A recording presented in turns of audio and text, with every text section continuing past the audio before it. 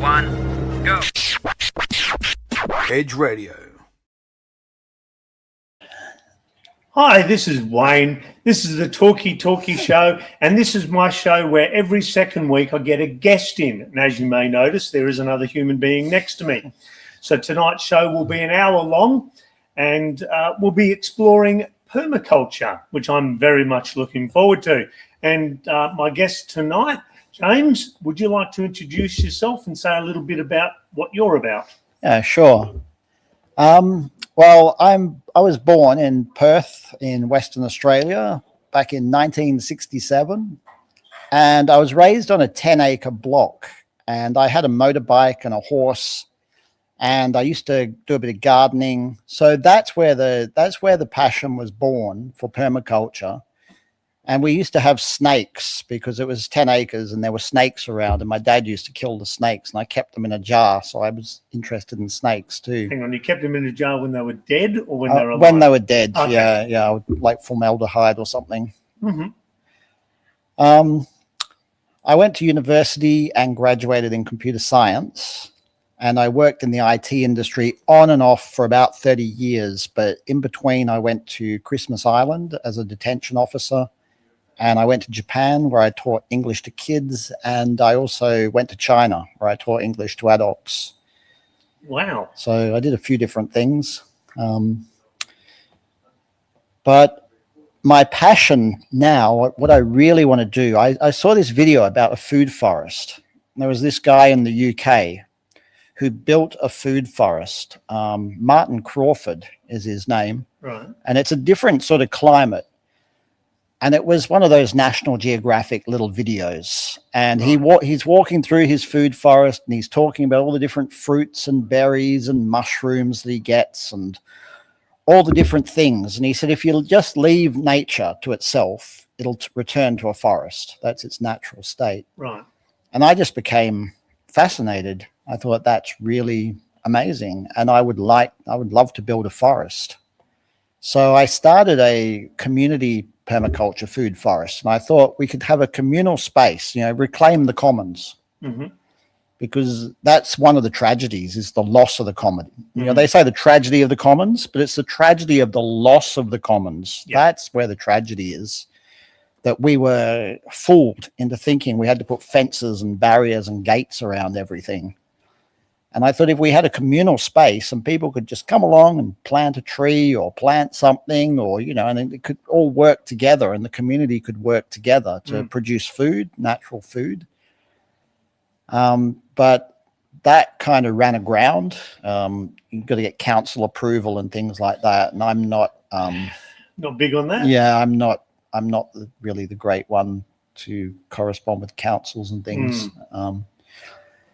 So then I thought, well, maybe I can sell my house and go and live in the country. Right. And find a block of land and, have an acre or something and develop that. But, again, for various reasons, financial reasons, etc., I just couldn't do that. So I looked and I thought, well, I've been looking for some land to develop. And it's right there in my backyard. It's been in my backyard the whole time. That's the only land I have. It's not ideal. It's not perfect. It's not, this big farm that I dream of, but it's all I have. Right. So I've been working around my house to plant trees, fruit trees. My wife has the green thumb. I'm more of the infrastructure person. I'm really interested in soil and setting up beehives and aquaponics and worm farms and soil. Did I say soil? Composting, building soil is just so important because that's the foundation to it all. So recently I've become interested in hugel culture. In what? Hugel culture. Hugel, yeah. So Hugel, Hugel. So it's basic. All that means is hill culture. Oh, okay. Yeah. They're making it sound funky. Yeah, it comes from Austria. Oh, okay. So this guy noticed that in his grandmother's yard, she had this pile of logs just lying there. And then soil got over the logs and things just started growing. And he figured, well, those logs are like a battery. They're storing the water, when we get the rains and whatever. And also on the hillside, they help to stop the erosion of the hillside. So when the rains come, instead of the soil just washing down the hillside, it's kind of, there's this mound of logs. So the philosophy is you're growing a forest on a fallen forest, which is what happens in nature. Right. If you Well, walk makes around, sense. if you walk around nature in the forest, nobody waters it, nobody's there to tend it, and it just grows. Mm. And the trees fall down, and the branches fall, and the leaves fall, and all the leaf litter and the matter builds up on the ground, and that becomes the compost. And the Right. forest grows on a fallen forest. Okay. So the idea is you're doing that in your backyard. You're just bringing in the logs. Okay. So you're giving me more and more things I want to go back and explore. So, what was the first one? You were talking about how you wanted to. Oh, sorry, the food forest. That's the first one I wanted to ask about. Yes. So basically, what you're saying is it's a forest, which is someone's veggie garden, but it's running wild. Well, Is that sort of kind of like that. But being a forest, it has trees. right? So a food forest has like seven or so layers. So there's the under the ground layer, which is your root crops, your sweet potatoes and things that grow under the ground, your tubers. And then you've got the things that grow on the ground is your second layer, which is like your creepers and things that grow on the ground. And then you've got your small shrubs and your larger shrubs, and then your trees. And then you've got your big canopy trees, if you've got enough space for that. You've got to look at how much space you've got, etc. And then the big canopy trees can provide shade. And then you've got your vines, and your vines can grow up. So you're trying to fill every layer, every space in that you've got available to you, whether it's under the ground, on the ground, above the ground, or even tall trees. And you're trying to fill all that space with plants and edible food. Right. So it's a veggie garden on steroids contained in a forest. Yes. Wow. Okay. That's pretty full on. Yeah. Okay. But permaculture is broader than that because it comes from the words permanent and culture or agriculture. Right. So it's difficult to define exactly what it is, but I think of it as if you imagined your space, your living space. So if your kitchen could be zone 0, that's like the heart of your permaculture, because that's where your food is prepared and where you cook and etc. So that would be like zone 0. And then just outside the door is zone 1. That was where you grow your herbs and your berries and your things that you use frequently in your cooking. So you can just step outside your kitchen door and you can grab a handful of veggies or herbs or whatever and throw them in your cooking. Right. And then zone 2 is outside of that, and that's more of your trees and your things that you go to less often. See all your citrus trees and your citrus trees and your fruit trees and so forth. Yep. And then if you've got enough space, you can have another zone where you have your animals. So you can keep your livestock like your chickens or your ducks or if you've got sheep or goats or whatever. So you can think of it like that. We've got different zones with the kitchen being like the heart of it, and everything is designed around that. So it kind of radiates out. Right. And you create your forest sort of outside of your door. So then when you need food, you can just go out to your forest and you can harvest what you want, what you need. Okay. Now, you said you got into it when you were younger because your parents had a veggie garden and everything like that. What do you think actually triggered it? Was it a particular moment, or was it just a growing curiosity, or was it? I think it was a growing curiosity. I was fascinated by life. And see, my father died in 2017. He died of cancer. Right. And when he died, I was in an office job. And during the lunch break near Herdsman Lake, and I would go out to Herdsman Lake during the lunch break looking for tiger snakes. And that's what you do in your lunch break. Yeah. Yeah. Well, I was just more interested in snakes than I was with anything I did in my job, which was a computer job, sitting behind a laptop doing incident management. Yeah. And then when my dad died, I just became really interested in life, and I wanted to build life. So worms, bees, plants, trees, fish, just anything just to attract life, Okay. to make like a living ecosystem. That's And a pretty good reason to get started in it. I like it. Yeah. And it's funny how a death can do that. It can give you a real kick up the backside and make you start to appreciate. So that's really cool. I like that. And you said you decided to do it at your own house. Obviously, I'm guessing you'll have a veggie patch, but you mentioned bees, and have you got hives or any of the other stuff? I did have 2 hives at one stage. I've only got 1 now. Okay. And I keep that out the back towards the back fence. That's in zone 3. And there's chickens, and we have 1 duck. Just the lone duck. Poor lone duck. Yeah, I hatched him out of an egg, and Right. I don't have the heart to eat him. Because I was there when he hatched, and he was like beep beep beep Oh, beep. no. This cute little duck, It's like, So is he like because they say is it geese, and geese are really good watchdogs? yeah, I believe so. Is Yeah. he a good watchdog or Not so much? I don't know. He chases the chickens around a bit. He needs a female duck. He's got an ego problem. He needs a girlfriend duck. Well, you know what you got to do. Yeah. Okay, so bees, ducks, chickens, veggies.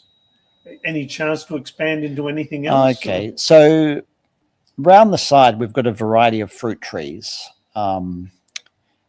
There's I'm trying to think. There's grapefruit, pomegranate, locusts, guava, pawpaw, dragon fruit. I'd have to talk to you about that one. I'm struggling with mine. Dragon fruit. Yeah. They have the most beautiful flowers. Yes, I know. I've seen them. Yeah, when the they fruit's come, yummy. they only come out for a night. I read an article like the love life of the dragon fruit, and or the sex life of the dragon fruit, and they don't get pollinated by bees because the flower's only out overnight. Right. I'm not sure exactly how they get pollinated. I think it's a fly or something that does it, but we've had a lot of success, and we've had a lot of dragon fruit. So Definitely might need to talk to you off air about that one. yeah. So are your fruit trees just growing normally? Have you got them espalier along the wall, or No, they're just growing normally in the garden. Yeah. And I wanted to really build a forest around the side, which I have, it's a forest of trees, but the other layers of the forest aren't so pronounced at the moment. And that's what I'm working on, trying to get like more things happening. But it doesn't get as much sunshine around the side as it does around the back. And that's just because like there's the neighbor's house there, and there's a fence, and the trees can throw shade. So yeah, I know. Okay, so what's your ultimate goal then? I mean, obviously, if you had a blank check, you'd buy 20 acres and just go nuts. But where do you see yourself moving from that? And where would you take it? Well, they say do something you love, and you don't have to work a day in your life. I really enjoy it, but I don't have any way I can make money out of it at the moment. So I would like to start a small business around it, like not to become a millionaire or to get rich or anything like that, just to make a living, a basic living. And I'd like to be able to help other people. So if other people have a space, even if it's a balcony or a backyard or whatever space they have, we could talk about what they could do with it, and I could help them to design it and develop their space to be more productive. Well, that's handy for people to know that you don't need a massive space. And I know my brother-in-law, he's had apartments, and his balcony is always full of veggies and herbs and all sorts of exotic things. Exactly. Yeah, even if all you can do is grow something in a pot, it's better than nothing. Yeah. Okay. So when you started to do yours and you realized you only had your backyard, how did you go about it first? Because my thought would be you'd go and prepare your soil, but do you need to sort of plan stages so that they'll build on each other and be foundational? You know, you prep this and it makes it easier to do this, and you do it all in stages, or did you go gung ho? Or I think we just started planting trees, found trees. You know, you find something that you might like to eat. If you like to eat pomegranates, or you like to eat apricots, or you like to eat plums, something that you enjoy eating, and then just plant some trees. And if you plant 10 trees and 9 of them die, well, you got one that survived. it's a 10% success rate, but you made it. But if you plant one tree and it dies, then you might just give up. Oh, yeah, true. So, I mean, you're going to have failures along the way, but you've just got to get in there and you've got to get started. There's a guy called David the Good who I watch his videos on YouTube, and he's in a different climate zone. So when you say David the Good, yeah, that's what he calls himself on YouTube. So it's literally David the Good, as in opposite of bad? I think so. Yeah. Yeah. He's a Christian guy on so YouTube. Just if anyone wants to look him up. Yeah. If you want to look up David the Good on YouTube. And he has like a lot of videos, and he's just very much, like he gives an example. He said he had a friend who wanted a forest and he wanted a forest. So David got in there and he just started planting stuff. His friend was like, oh, gee, I really want this to be perfect. I really want this to be right. And he said, you know, a few years later, David had a forest and his friend was still like thinking about where he was going to put things, you know, and at some point you've got to bite the bullet and you've just got to get in there, and whatever space you got, you've got to start. And sure, you might have failures and things might die, but it goes with the territory. Here's something that's just occurred to me, because as we were discussing before we came on air, I've had a veggie patch, thoroughly enjoyed it, loved having a meal that I made. When you're doing something like that, if it doesn't work, is it actually your failure, or does it you didn't allow for something with nature, like not enough sunlight, or there was too much rain and not enough drainage in the area? So would you say that most of it's just a big learning curve? Yeah, well, I've heard having a green thumb is 5% knowledge and 95% hard work. Oh, okay. Well, I feel a bit better now. I mean, you've got to make sure that things are watered and fertilized. But yeah, I mean, look, if it doesn't work first time, try again and think about it and say, well, maybe it's not getting enough sun, or maybe I didn't water it enough, or maybe I overwatered it, or maybe I didn't get enough fertilizer, or maybe the soil wasn't right, or you know, maybe the seeds weren't good. I don't know. It could be a lot of different factors. So that's where you call in someone who probably knows a little bit more than you and see if you can get some advice. Yeah. Okay. Yeah. Maybe that's what I need to do. No, because we don't have a natural, you know, you get some people who are just naturally good at gardens. They can remember everything and where it goes and what it needs. And we tend to be a bit of well, we'll try it over there and see how it goes. And sometimes we jag it and sometimes we don't. So we've had moderate success. But yeah, I'd love to go back to a veggie garden. Yeah, you should do. Having good soil does make a big difference. Okay, so if you were like myself and my wife, where we've only got like a courtyard, it's not a big space, would you recommend turning that into a garden, or should you start off with like pots to sort of make it a little easier to move them around and experiment? Or yeah, you could start off with pots. I know a guy who's got a magnificent set of trees that he keeps in pots. Oh, trees? Trees, yeah, like a lot of different fruit trees. He keeps them in pots and he keeps them all well pruned, and he's very fastidious about where he puts them and stuff. But yeah, he's having great success. So he trims them to keep them like dwarfed, or was it? Yeah, so he just doesn't let them grow too big. I'm not sure exactly what his method of pruning is. That's something that I need to learn myself. I've been pruning trees at home, but I'm still not an expert at it.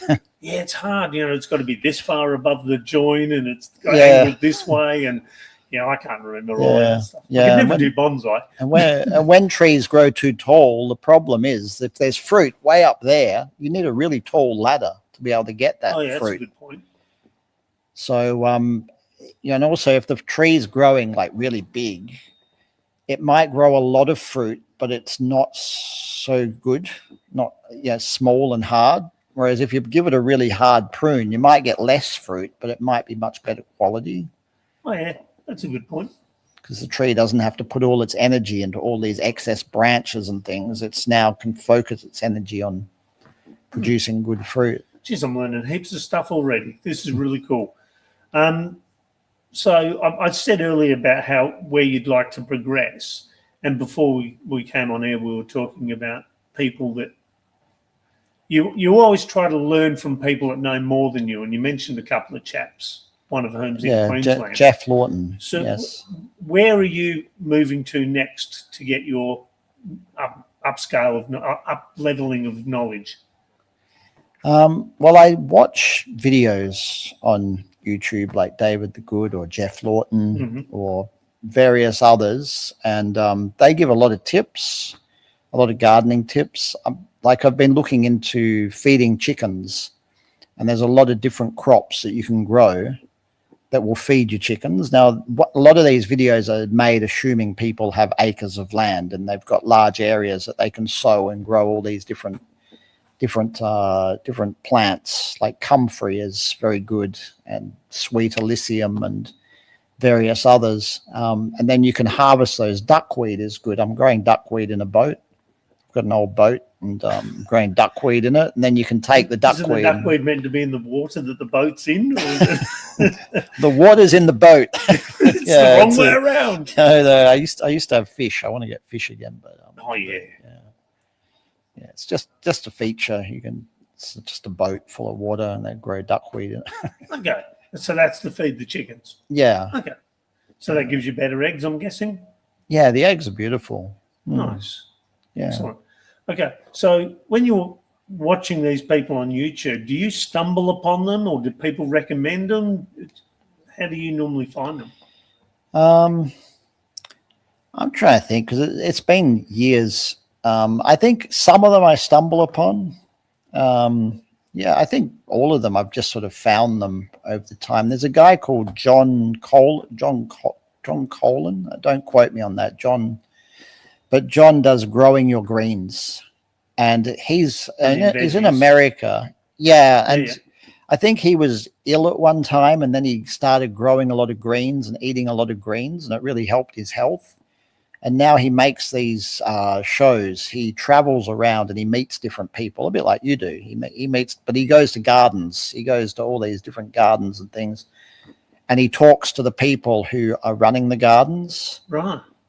And they're in lots of different climate zones, so you can't necessarily grow everything they're growing because of the climate and the weather and so forth. But yeah, that's a very good show as well. He has a lot of information. Right.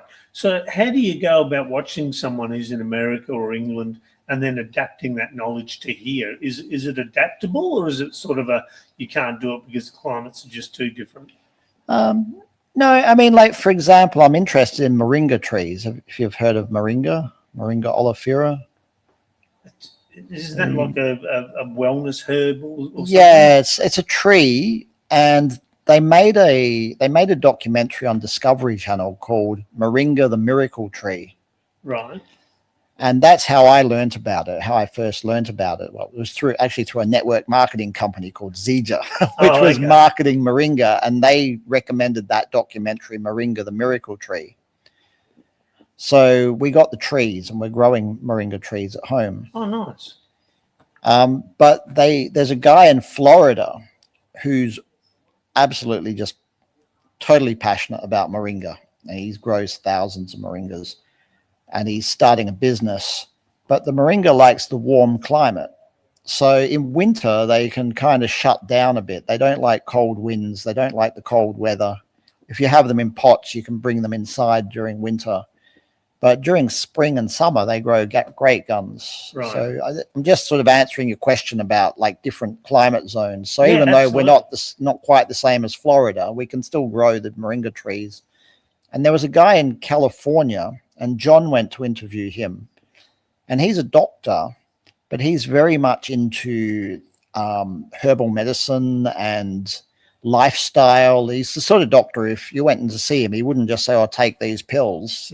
He would be like, "So what's your life like?" And Your sleep, your etc. exercise. Yeah, stress sleeping, exercises, what are you eating, what's your diet, like he's into all that kind of thing. And he tries to get people who come to him who are on prescription medications, he tries to get them off of it. Mm. Like he's a qualified doctor, but he tries to convert them to a lifestyle where they won't need to be taking those anymore. Yeah. And he grows a really wide variety of stuff. And some of it isn't made for the California climate, but he grows it anyway. Okay.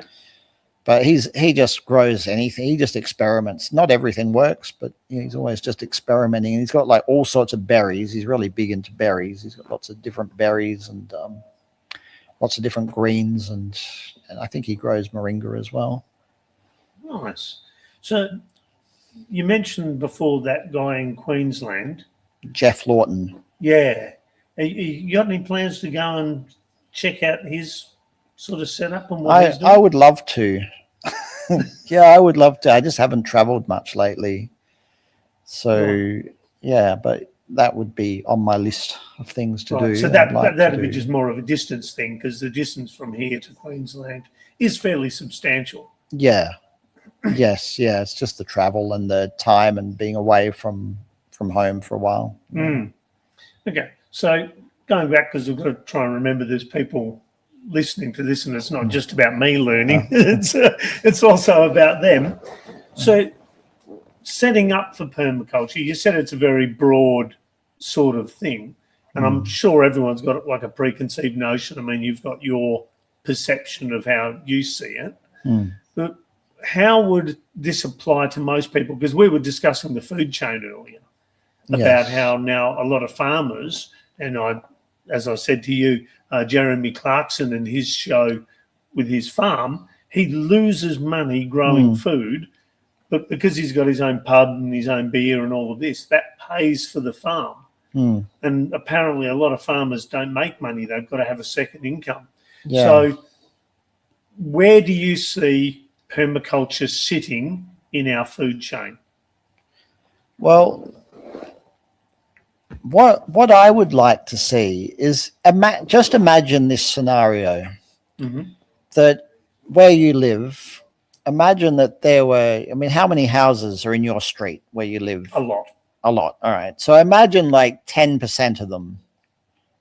I know that's a bit of a stretch, but imagine 10% of those homes were passionate about growing things. So 10% of those people, that's a lot of people. So they would get together because they all live kind of close to each other, and they would talk about it and say, well, what are you growing? Oh, I'm growing a lemon tree. I'm growing an orange tree. I'm growing an apple. I'm growing veggies. I'm growing whatever. And they'd talk about it, and then they'd go over one another's homes, which would be a community thing. So they can share meals or whatever, look at each other's growing spaces, and then they'd help each other. Oh, you need a hole dug there to plant a tree, or you need to do this or that, and then people would help each other. And these, this 10%, this theoretical 10% of homes would start producing food, and then they could exchange it with one another. So if somebody needs some broccoli or somebody needs some tomatoes or whatever, they'd have a relationship with each other, and they'd be able to come and share things. And so that would be my vision. But unfortunately, we just don't live in a world like that. I'm finding there's not that many people around who are, because we live in when you just go to the supermarket and you buy it until, like, as we saw during COVID, there was no toilet paper. Yeah. Whatever, but. Yeah. Well, I have seen in a lot of countries where they have like communal gardens where they all go, and there's a little plot, and some will put it on their council strip and all of this sort of thing. And I reckon that would be really cool if we could do it here, but I know the government's not too keen on us ripping up their land at the front and turning it into veggie gardens and stuff. So, but I like that one. That's a good idea, that one. Yeah. All right, so I've got a comment that's come up here from Thomas. I would and am thinking about getting out of the big smoke and into the country. Oh, I'm going to do this because I can't read it properly. And hit a country town, live quietly, grow everything eventually from vegetables. that's chickens for eggs, a couple of sheep, and the same with pigs. I've worked with pigs and sheep. In Darkin. Oh, okay. And worked with a neighbour on his pigsty. He was getting the piglets out at 3 weeks and then he's take home and grow. And occasions he would pick one up, knock it for me, and just give it to me in the cool room to hang for. Okay, so that sounds pretty cool. Sounds like Thomas has actually been out there doing exactly what we're talking about. So well, maybe you should get Thomas on and you can interview him. Yeah, maybe. Yeah, Thomas, if you're interested, send me an email, thetalkietalkieshow@gmail.com, and we'll get you in to have a chat because you can build on what we're doing here with James. So, yeah, I mean, the more it helps people and makes people knowledgeable, bring it on. Yeah, well, he's got experience I don't have. I haven't worked with sheep and pigs, so. Well, there we go. We can corner the market with the food. Yeah. I like it. No, that's really cool. So, and also if you're doing that sort of thing, you don't have that pressure as well to go, I've got to have a full veggie garden, because you can pick like 2 veggies and they have 2 veggies and you have 2 veggies. And yeah, I think it could work great, because then exactly you wouldn't have that pressure of, I've got to grow 100 things. It'd be like, I'll just grow 1 thing or 2 things. And there is actually an app now where I forget what it's called, but there's a new app and you can exchange things online. So you can say, I've got too many lemons, and someone else can say, I've got too many apples. And then you can swap lemons and apples. It's like a barter system. Nice. I've got the app on my phone. Somebody recommended it to me and I haven't really used it. It's very new at the moment. But I'll show you that to you after. Yeah, absolutely. I mean, I know there's a lady that my wife's connected with. She lives near a bloke who's got an orchard, and she'll often put a thing going, you can come and get crates of oranges for like $20, and it'll be like 5 kilos of oranges in there, and it's just brilliant. So, it's the same sort of thing we get, and we distribute it to all our friends. Well, exactly, yeah. Yeah, so it's good. And it's good fresh produce that somebody's grown organically. All right, so you can tell me the name of that once we're finished. Yeah. Because sorry, I'd have to look at my phone because I just can't remember. Yeah, no, that's all right. And if anyone's interested, they can always email me. As I said, the talkietalkieshow@gmail.com. Yet another plug, why not? Okay, so with your path with permaculture, are you staying just with your chickens and your veggies, or are you going to move into sort of sheep and meats and things? Well, I'm in a suburban backyard, so I just don't have the room. I mean, I'd love to get some goats or something if I moved to a bigger property, but as it is, no, I'm not. So in an ideal world? Yeah, well, in an ideal world, yeah. And when you've got more land, you've got a lot more options because you've got more space that you can do things with. So are you at that limit now with what you're doing, or have you still got a bit of room to squeeze some things in? There's probably still a bit of room. I'm thinking of getting quails because we have an aviary with a bird. Right. A bird, and I used to have more birds, but some of them escaped, and sadly some of them died. But got 1 bird and a guinea pig in a big aviary. So I was thinking of putting some quails in there to get some quail eggs. So you've tried quail eggs? Yeah, we've had quails before. All right. Okay. But the Japanese quails I really liked. They were nice. Didn't even know there were Japanese quails. There you go. I've learned something new again. Yeah. So what's the difference between a Japanese quail and with quail? Well, I got another quail. I can't remember what breed it was, but it was very flighty. It'd be like a little hovercraft. It would take off out of your hand, whereas the Japanese quails tend to stay more on the bottom and just sort of roam around. I didn't think quails flew. Oh, these ones did. Oh, there you go. Wow, I'm learning heaps of stuff. This is awesome. Well, there you go. I never realised quails fly. Yeah, I didn't know until I went to put them out in the shed and they just flew out of my hand. Wow. So they actually flew off, and they're like chickens and they just sort of glided? They were flying from memory. Wow. Well, that must have been a bit of a worry, like, oh, shit, they're going to fly away. Years ago we had ducks and they flew off. They flew under the roof and then they flew away. Just let them out to eat some of the worms and off they took. Yeah, that's it. Jeez, obviously weren't happy. Maybe. Nah, yeah. Anyway, so I'm just trying to educate people as much as possible because, I'm learning a heap here as well. but the more we can get people interested, even if all they do is talk about it with other people who then get inspired. Yeah. It's like everything you set up the ripple effect. Exactly. Like I said, I'm not an expert. There's a lot of people out. There's probably people watching this who know more than I do. But at least by talking about it, we're getting it out there, and people are thinking about growing things and having trees and getting their own fresh fruits and vegetables. Yeah, and I did enjoy having that veggie garden years ago because, as we've discussed, you sit down to a meal and you know that everything on the table and your plates come from your garden. Yes. It just doesn't taste any better. Yeah, exactly. Yeah. Right. Yeah, there is definitely that. When you've gone out and you've picked it yourself and you know it's fresh and you're eating it and there's a snail on it and you're like, well, I know where this came from. Or maybe having a French salad, a bit of a snail. So, okay. So what other sort of things would people need to be aware of to get into that? I mean, are there certain areas here in Perth? I mean, I don't know where everyone's listening, but in Perth we have areas that are very sandy. We also have clay. We've, what I mean? There's all different areas. So they're better areas to grow in? I guess so, yeah. I mean, you've got to go out and look at your own situation. Dig your hand into the soil. What sort of soil have I got? Have you got lawn at the moment? So, yeah, you have to know what your soil's like. You have to look at how much sunshine. Are you getting 6 hours plus sunshine per day? If it's too shaded, you could have a problem. If it's too hot, you could have a problem. But that's one thing I've been very passionate about over the years is building the soil. Okay. And in my experience, from what I've personally experienced, it's a constant. You're just constantly building it. Keep the soil covered.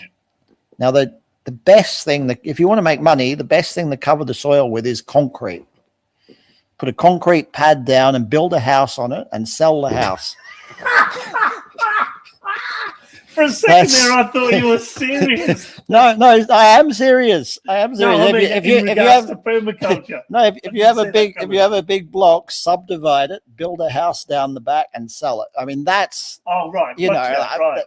Yeah, but you've got to keep the soil covered. Now, if you don't want to cover it with concrete or bricks, right, then you cover it with something organic. So what have I got? Have I got seaweed? Have I got straw? Have I got compost? Have I got wood chips? Have I got old branches? What have I got? And then you've got to look at what organic stuff you've got, and you've got to keep the soil covered, grass clippings, and you've got to keep building compost as well. Having a compost pile is good. Right. So basically you're trying to replicate that forest in your garden. Yeah, and you're trying to accelerate it too, because I mean, a forest has the natural advantage of it's a forest and it can grow for hundreds of years and it can fall down, whereas you don't want to wait hundreds of years to get something to eat. You want to do it a bit quicker than that. We don't tend to have that much time. Very good point. Okay, so a food forest from start to being a mature, productive forest could take 20 or 30 years. It is kind of a long-term thing to build a forest. It's not just overnight. I mean, you can accelerate that by bringing in a lot of stuff, but it is going to take, because trees don't grow overnight. They take years to grow and to fruit. And so it is a long-term. You've got to have more of a long-term thinking. And if you're in a rented place or you don't have the access to land for the long term, it's going to be difficult. That's where you might want to put things in pots or whatever. So so you can move and take it with you. Okay. So people, they're preparing their soil. They've got some sort of mulch on it that's organic, that's breaking down and feeding the cycle, the nutrition cycle. What would they be doing next? Would you recommend them doing a course or just getting in there and learning trial and error, or finding a mentor, or? Yeah, all of the above. Or whatever fits. Yeah. whatever fits. What I did recently in the backyard was I dug a big hole because the topsoil, maybe the first top 6 inches of soil, were pretty good. but beneath that it was sand. So I threw aside the topsoil. I dug an area about 6 square meters. Oh, wow. Okay. It's a reasonable size. Yeah, so about, it would have been about 6, I guess. So I threw the topsoil to one side, and then I dug it out. And I dug a big pit to about 40 or 50 centimeters, maybe half a meter, which was a lot of soil and a lot of digging. It didn't happen overnight, but I got the soil out, and then I got a lot of logs. I collected up as many logs as I could find, and I put all the logs down the bottom. Right. And then I got 1,000 liters of expanded clay and 500 liters of permalite. And I mixed all that with seaweed and with straw and with compost and with whatever I could find and wood chips. And I covered over the hugel pile, Right. the hugel culture. I covered over this pile of logs, basically. And then I started covering it with layers, building up layers of leaves and branches and twigs and smaller things. So I built my own soil. And over winter, I've been pouring thousands of liters of water into it. And the idea is that the theory is, and I'm going to have to wait and see if it works. Summer will be the time to tell. Oh, so this is an experiment. This is new. Yeah, this is pretty new. It's an experiment for me. Other people have done this. I've seen videos, and so I'm not breaking new territory. You're or not anything. a visionary. Yeah. I'm not a visionary. This is a tried and true idea, Right. tried and tested idea that a lot of other people have done. Right. But I've never done it myself. So it's an experiment for me personally, but it's something that I believe should work because I've seen plenty of people do it. Okay. So then the idea is that those thousands of liters of water will soak down into the logs. And then when you plant into it and the summer comes, the logs will start to give off the water in a wicking action. Right. And so that water, the plant's roots will go down deep, searching for the water, and the water will come up to meet the plants, and it'll be released from these logs. So I'm hoping that over summer, in the heat, we can have these long, hot, dry summers. I'm hoping in the summer that these plants are going to thrive with minimal watering. And I also want to get clay pots. You put porous clay pots and you sink them into the soil. And then you fill the clay pot with water. And the water slowly seeps out through the porous pot, and the plant's roots grow around the pots, searching for the water. So this is another ancient technique, and the water doesn't evaporate so much because it's under the ground in the pots, and you just top the pots up occasionally. Right. So yeah, I'm very conscious. I'd love to have a bore, but I just can't afford it at the moment. So Yeah. Well, I suppose all that digging and moving stuff, and that'll be keeping you reasonably fit. yeah, well, yeah, it's good exercise. Wow.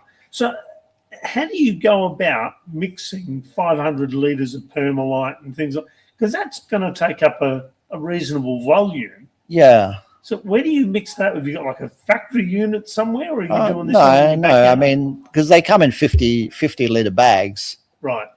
So you buy 20 50-litre bags, and there's your 1,000 litres. Yeah. So you've just got to cart 20 bags, and the perlite's in, I can't remember, it's 50 or 100-litre bags. Right. Because it's very light. It Perlite's in the ground, eh? Yeah. So then I just open the bag and I just pour it on. I pour it on in layers. So, and also I've been harvesting seaweed from the beach, so I put seaweed down there as well. Right. Because like sea salt now is over $100 for 10 litres. It's going up. The cost of Everything's going up, unfortunately. Yeah. And there's a tangent we could go off on. Inflation. Yeah. Yeah. Yeah. So, okay. So obviously a good reason for people doing it is you have the initial outlay for prepping your soil and everything like that. Yes. Thankfully, seeds are still relatively cheap. Relatively. Until they sort of start. And that's another thing. You can grow crops if you grow annuals, and then they produce seed, and you can harvest the seeds, leave the plants to go the seed. Mm-hmm. Maybe not all of them, but leave some of them to go the seed, and then you can harvest the seeds. And some things are perennials, and they just self-seed, and they'll just grow over and over. So Right, but it's knowing obviously which do and what don't. And yeah. So you need to get lists of what you think you should plant and So try. what were you planning on planting in this 6 square meters? Well, I got some mature trees. There was a lady who's selling her house, and she had some mature trees Right. in the ground, and we dug those up and put them on a trailer and took them home. Mm-hmm. So I've got a couple fig trees and a mulberry tree and a lime tree, a nashi pear, and there's an apple tree. But I want to grow a lot of herbs and berries. So chilies, herbs, berries. I'm not 100% decided yet what to grow, but I'd like to grow melons, rock melons, watermelons. Love to grow passion fruit.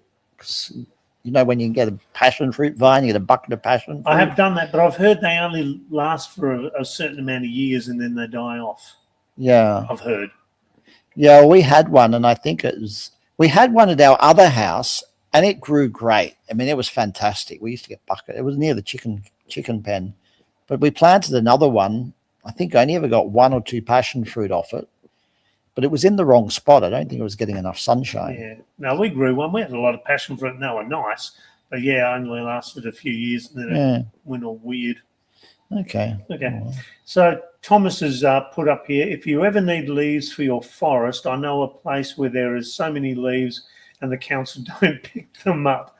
Come to Wellard shops and surrounding streets all over the footpaths, roads outside the shops. There are more than enough to go around. So there you go. Okay. You can head down to Wellard and get some leaves too. Wellard. For your How far is Wellard from here? about 40 minutes south, I think, 35 minutes okay, south from here. Yeah, I live sort of up north, so could be a you'd bit have of to a, combine it with something else you're doing down that way. Yeah, but no, that is a great suggestion because you have to look for what's local. Like I was looking for branches and logs for my hugel culture, so I started driving around and I noticed that there were things just lying by the side of the road, and I could just put them in the back of my car and take them home. And then there were those storms. Remember we had those storms? And there were some big branches that blew off trees. So before the council got there to collect them, I went down with a saw and sawed them up. And I swooped in and I was doing the council's job for them, cleaning up these fallen branches and taking them home. So, what Thomas says is exactly right. You have to look for what's local to you, within 10 or 15 minute drive and go out and get what you can. And I have heard that sometimes the council, when they go around and shred various trees and bits that they chop, that you can buy the mulch and stuff really cheap as well from them. Yeah, you can. There's a place called Free Mulch. There's a website called freemulch.net, I think it is. Okay. And you can go on there. If you get the free load of mulch, it's often just whatever. They might be chopping down palm trees or, it's just potluck what you get. But if you want the better quality mulch, you might have to pay $50 or $100. But sometimes it's worth it if you want that better mulch. Well, if you're going to try and grow good veggies, you want the best you can get. Well, yeah. Although I've been putting a lot of mulch in the backyard, and they had this, I think it was a marry tree, and it's all just very red, and it looks nice. So it's more presentable. Whereas if you're mulching your trees, it's maybe not as much worried about it. But So I just had a thought. Hurt too. If you've got your fruit trees and stuff, can you plant anything underneath them? Because I was just thinking when you put your mature trees in your hugel pot thingy, could you put anything underneath them as well? Yeah. I mean, you can plant flowers or herbs or chilies or whatever you want, really. Obviously, a big tree with a canopy is going to throw a lot of shade. So that's going to affect. If you have a sun-loving plant, it's not going to thrive under a tree that throws a lot of shade. Right. But, so be selective as to what you put on. Yeah. So look, and also think about, well, how big is that tree going to grow? If it's a really big tree, you got to think about either you're going to have to be constantly pruning it to keep it from getting too big, or maybe plant something smaller in that space, depending on it all depends on the space that you have. And the other thing I really want to grow is mushrooms. I'm really, really keen to get mushrooms growing. There's a guy called the Mushy Man who I've heard about. and he sells mushroom compost. Right. Now, he doesn't sell it to grow mushrooms. He sells it as a compost. Right. But apparently when people spread it around, it grows mushrooms Okay. just because the mushroom spores are still in it. So that's another thing I'm very keen to do is get some And that'd be an fungi indoor going. thing, isn't it? Mushrooms? Do people grow them indoors? Yeah, you can grow them indoors. Some people have special grow sheds with humidifiers, and they keep them at a constant temperature, and they have shelves. And I've been through a mushroom farm, and the mushrooms all pop out, and they harvest them. But they will grow outside though. I mean, they pop up as part of nature, and they're actually a very good sign because the fungi send down sort of a network that go down into your soil, and it's a sign of a healthy garden if you've got fungi popping up. There you go. And I've heard frogs are a good sign that you. Yeah. So yeah. At home, sometimes I go outside at night and I can hear the frogs, and that makes me happy. I remember once going out to my veggie patch, and there was a massive one out there, and it scared the crap out of me because I couldn't see him. So yeah, that was a good thing though. Yeah, it's good. So with permaculture, would they take into account aquaponics, hydroponics, all those sorts of things, or is it more of it has to be like a natural type thing? Well, for myself, I've got them. I've introduced those features because aquaponics is a way to farm fish. I mean, in a larger setup, you would probably have a natural pond, and then you could design your permaculture forest around a natural pond, and you could farm your fish or harvest your fish from the pond, and then they can become part of your permaculture architecture. But for a smaller space, you're going to end up probably putting a tank in the ground of some sort. Right. Which is what I've got. I've seen with the hydroponics. I mean, nowadays they get massive scale, and they'll grow like 10 times the amount of strawberries in the same area as normal. So, would you consider putting hydroponics in, or? Well, probably not, because with hydroponics you have to keep the plants fertilized, and to get the fertilizer for the plants. I'm not an expert on hydroponics, by the way. I've been to the hydroponics shop and looked around, but I don't have personal experience. But I believe they have to buy the canisters of fertilizer, which are quite expensive, and then mix that with the water and put it through. And some people get great yields, great results with that method. Yeah, but you wouldn't consider that part as. Well, the aquaponics is very similar, except you have the fish. So the fish are the ones producing the ammonia. They produce the ammonia through their gills and through their waste. And then you pump that sort of water, that fish water, up into your garden bed, and that waters your garden bed. The plants then take out what they need to grow. They take out the ammonia and the fertilizer and whatever, and the water gets filtered by the plants, and then it goes back down into the tank. So that's how the water's being filtered. It's like a biological filter, filtering it through the garden bed. So the fish feed the plants, and the plants filter the water and aerate it for the fish. So there's like a symbiotic relationship between the fish and the plants that you're growing. Right.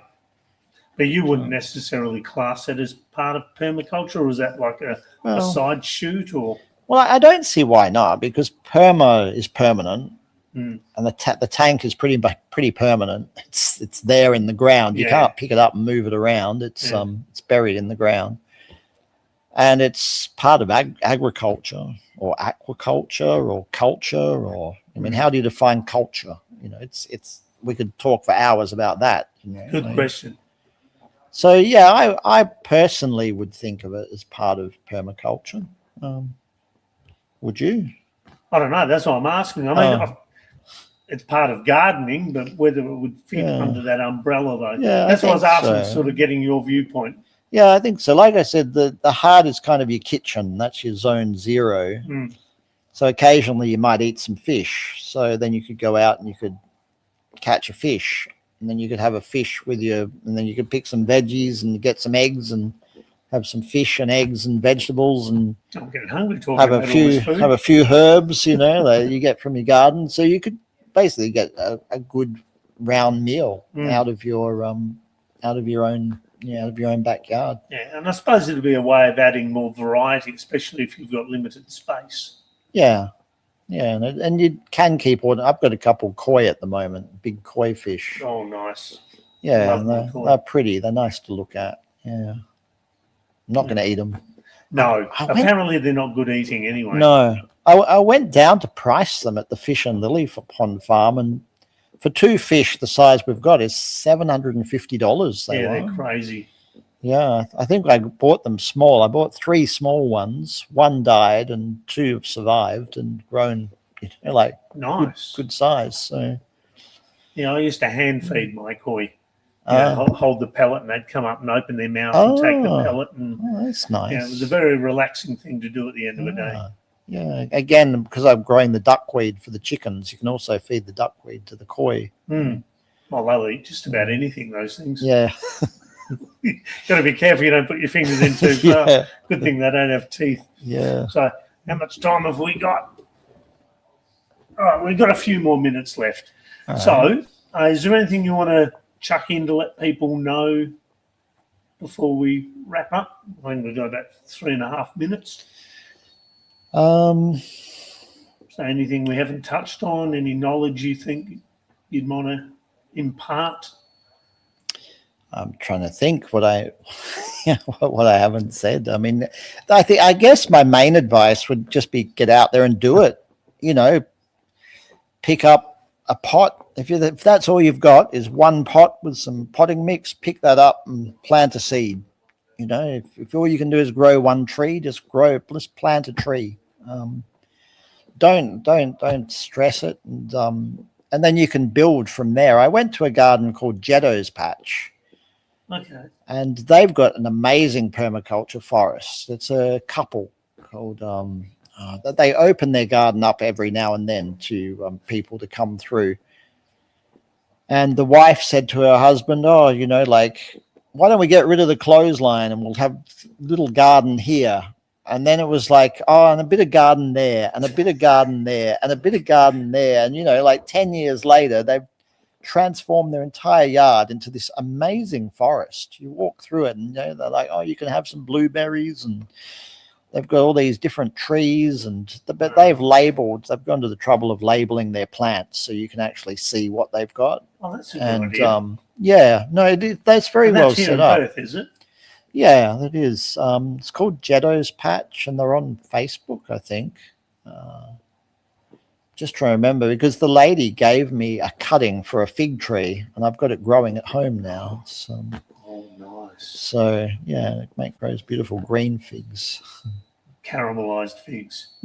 Very nice. Yeah. With ice cream. Yeah, I've got 3 fig trees at home, so I'm hoping to get a good crop of figs come summer. Yeah. Wow. Sounds like you've got a bit of everything. I like it. Yeah, well, you're welcome to come around sometime if you like. You have a look. Try and squeeze it in at some point. Yeah. I know a few people that sort of do gardening in their backyard and grow all sorts of stuff. So there are people out there. That community does exist. Hopefully it grows, though, because it is something that is satisfying. I know myself, like I said, I enjoyed having a veggie patch, and you obviously enjoy yours and derive a lot of pleasure from it. Yeah, I do. So I think the more of us get out there doing it and connect through our gardens, I think we'll be better off. Yeah, and don't be discouraged if all you have is a balcony and it gets some sunshine. Then go for it. Plant something in a pot, get it going. Do what you can. Yeah. If you've got a bigger space, then you can do a bit more. All right. So if anyone wanted to get in contact with you to ask advice or to help you out and give you some compost or whatever, how would they contact you if you want them to contact you? What would be the easiest way? Through the station? Yeah, probably. I can probably leave you my email address and phone number. They can just get in touch. Phone number, so it's easy enough to give me your email. All right. Yeah, if anyone gets in touch and they're interested, I live up north of the river, around the Joondalup area. So All right. So if you're interested and you want to contact James, let me know. talkietalkieshow@gmail.com, and I'll pass on his details to you. All right. So, yeah, I think we've got about a minute left. Okay. All right. Would you want to sign off? And All right. Well, thank you very much for listening, and get growing. Go out there and plant something. I hope I've inspired you to want to actually go outside and get your hands dirty in the soil and to start a worm farm or to start a compost pile or just to grow something. If I've done that, then I'm happy. That's what I'd like to achieve. Yeah. nice. Well, you've certainly given me a bit of inspiration and knowledge. So thanks for being on. Yeah. Okay. Excellent. All right. Well, thanks for joining us, everyone. Next week, it'll be just myself doing a show, and then I'll have another guest the week after. So thanks for joining. If you want to send through any questions, ideas, or you want to come on the show yourself and promote your business or whatever it is that you do, feel free to contact me, the talkietalkieshow@gmail.com. Otherwise, I'll catch you next Tuesday and the replay on Sunday from 10 o'clock. Okay, look after yourselves, and we shall catch you then. I'll just click this. Take